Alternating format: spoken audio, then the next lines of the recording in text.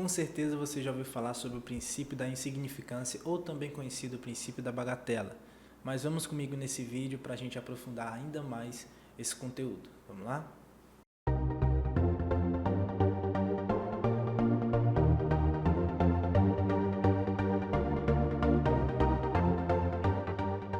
E aí, meus queridos e minhas queridas, tudo bem? Eu me chamo César, para você que não me conhece, e hoje nós vamos falar um pouquinho sobre o princípio da insignificância, tá bom?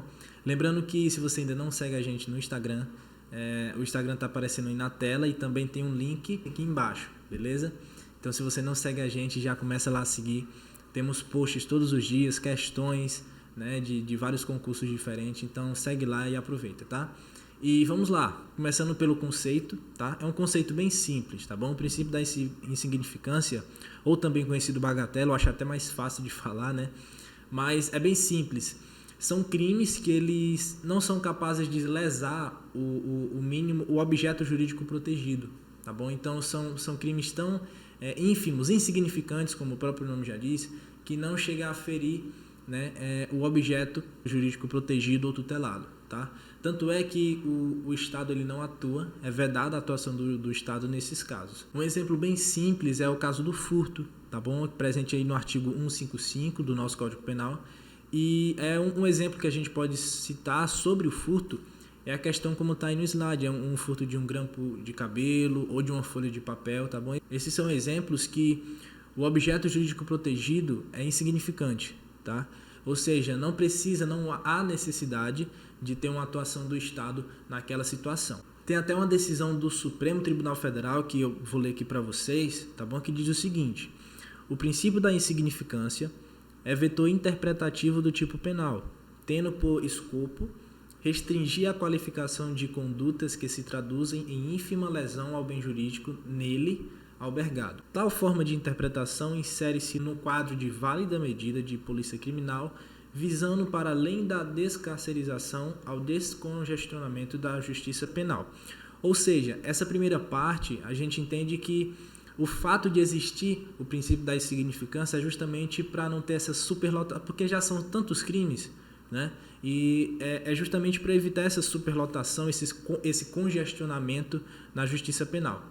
Tá bom? Então, tem crimes que eles não necessitam da atuação do Estado e não necessitam desse julgamento para que haja uma superlotação mais do que já é, essa é a verdade, mais do que já nas prisões e na justiça penal em si. E continuando aqui, na justiça penal que deve ocupar-se apenas das infrações tidas por socialmente mais graves, tá? Numa visão humanitária do direito penal, então, é de se prestigiar esse princípio da tolerância que, se bem aplicado, não chega a estimular a ideia de impunidade.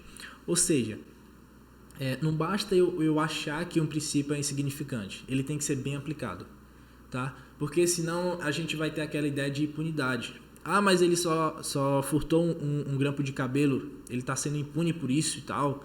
Não, tá? Tem que ser bem aplicado. Tem um caso que meu professor falou uma vez, digamos que um furto de uma galinha, tá bom? Tem caso de furto de galinha que estão lá no Supremo, se duvidar.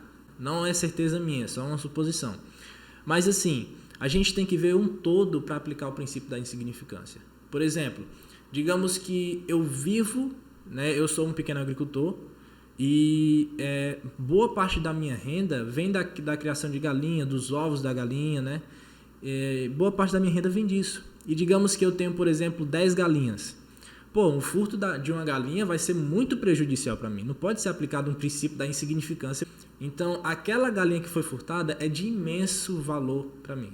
Já outro exemplo, se a gente for pegar uma granja com milhares de galinhas, com uma produção enorme, se for furtado uma galinha ali, é aplicado o princípio da insignificância, entende? Porque qual é a diferença que vai ter o dono daquela granja? Não é por conta de uma galinha, diferente do pequeno agricultor, que tem 10 galinhas.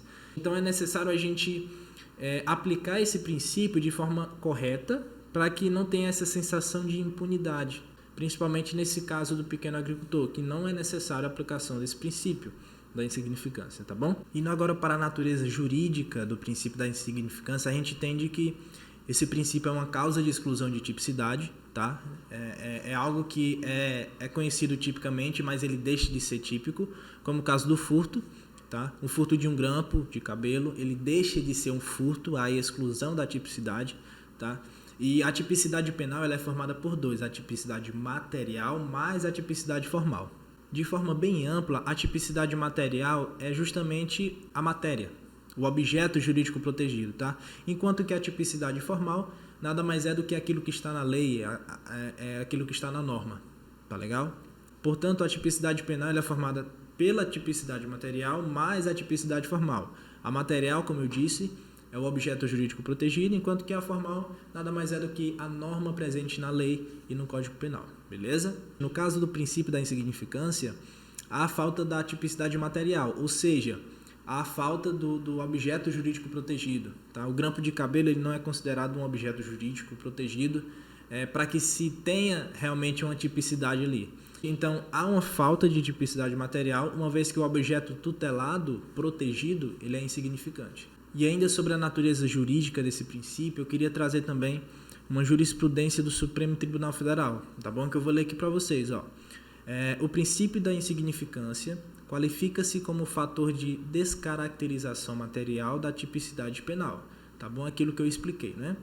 O princípio da insignificância, que deve ser analisado em conexão com os postulados da fragmentariedade e da intervenção mínima do Estado em matéria penal, tem o sentido de excluir ou de afastar a própria tipicidade penal, examinada na perspectiva de seu caráter material. Então, reforçando ainda mais, o princípio da insignificância está voltado para a falta de tipicidade material.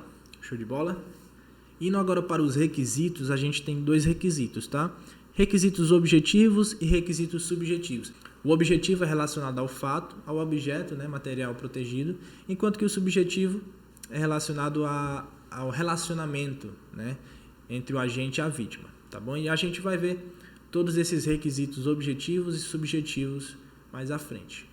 Começando pelos requisitos objetivos, tá bom? Que são a mínima ofensividade da conduta, a ausência de periculosidade social da ação, reduzido grau de reprovabilidade do comportamento e inexpressividade da lesão jurídica. Esses são os requisitos objetivos, tá legal? Do princípio da insignificância, que claro deve ser analisado de acordo com cada caso concreto, como eu disse lá o exemplo da galinha. Eu queria lembrar vocês que o princípio da insignificância não é aplicado para quem não é inscrito no nosso canal, beleza? Então já se inscreve aí no canal, deixa o seu gostei se você está gostando do vídeo, está sendo construtivo para você. E também ativa o sininho para não perder mais nenhum vídeo. Temos vídeos todas as quintas-feiras, beleza? Às 7 horas da noite. Voltando agora aos requisitos, né? A gente tem mínima ofensividade, ausência de periculosidade, reduzido grau de reprovabilidade e inexpressividade da lesão. A jurisprudência do STF diz o seguinte: para a incidência do princípio da insignificância, deve ser relevados o valor do objeto do crime e os aspectos objetivos do fato, tais como a mínima ofensividade da conduta, a ausência de periculosidade social da ação, o reduzido grau de reprovabilidade do comportamento e a inexpressividade da lesão jurídica. Indo agora para os requisitos subjetivos, a gente tem a reincidência do agente, o criminoso habitual, que eu vou explicar cada um, tá bom? Militares e quanto às condições da vítima. Existem duas posições quando a gente fala em reincidência, tá bom? A primeira delas é que é vedada a aplicação do princípio da insignificância para o reincidente. Ou seja, não interessa para o Estado, não há interesse do Estado, da sociedade, no deferimento de um benefício para aquela pessoa que já foi condenada, né? Já teve a sua condenação transitada em julgado, tá bom? Então é como decidido pelo Supremo Tribunal Federal, no HC 123.108, lá em Minas Gerais, ó.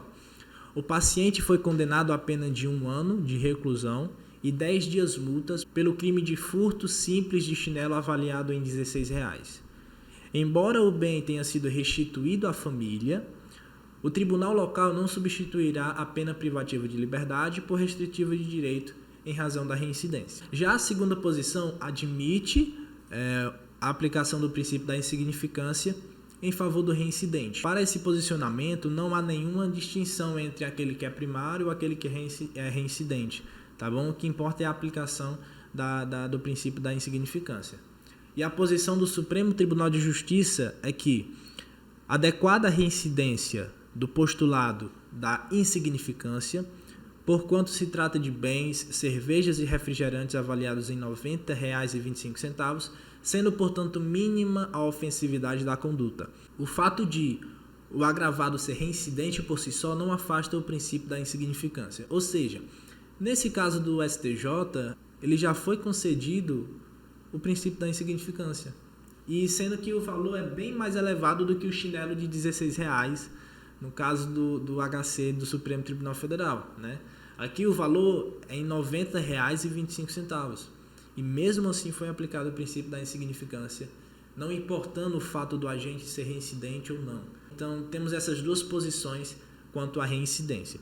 Quando a gente vai para a questão do criminoso habitual, o que é esse criminoso habitual? É quando o criminoso ele faz aquilo habitualmente. Por exemplo, digamos que eu sou um caixa de um supermercado e todo dia eu vou ali, eu tiro R$30 e vou tirando todo dia R$30 e R$30 e R$30. Quando vai ver eu já estou, sei lá, no final do mês eu estou com R$900. Então nesse caso, se cada conduta de tirar R$30 e R$30 e mais R$30 fosse considerada como insignificante, o furto ele não se concretizaria, entende?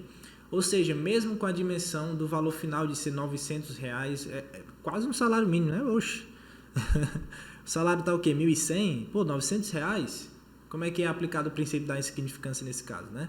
Então, nesse caso, se eu aplicar o princípio da insignificância, o furto ele jamais vai se concretizar, não sendo possível em questão de criminoso habitual. O outro requisito subjetivo é a questão dos militares, que é vedada a utilização do princípio da insignificância nos crimes cometidos por militares.